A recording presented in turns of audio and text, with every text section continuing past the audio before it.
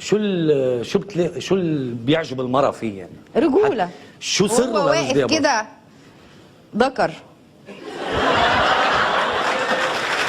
دي كلمة عيبة عندكم ولا ايه؟ معرفش. انا ما فهمتش، هي كلمة عيبة عندكم؟ لا بالعكس. عادي. لا انه اصل احنا عندنا عادي والله بجد. بعرف نحن عنا عادي انا. لا نحن عنا عادي، بس تعرفي ليش انا استغربت هيك؟ لانه دغري خطر ببالي انه اذا رشدي اباظة ذكر شادي شو؟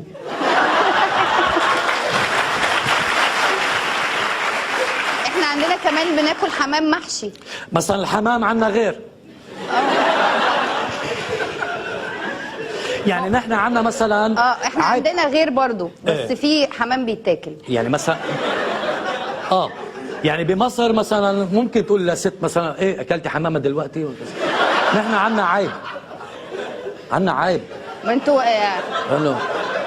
مين اكل حمامه؟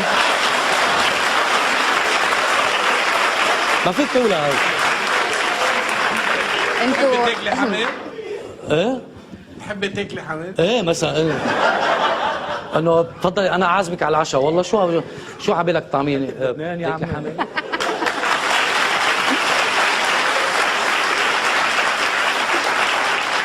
مثلا على العربية لو تروح لتاجر عربيات عشان تعرف العربية مستواها ايه، يقول لك التوتو على الكبوتو.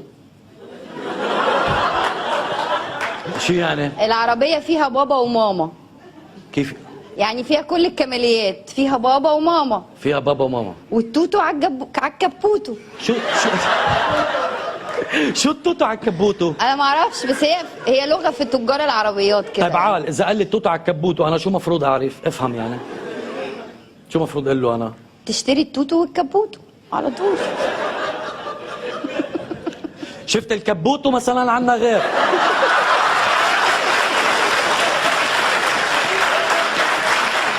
نحن عنا الكبوتو بيجي مع الحمامة.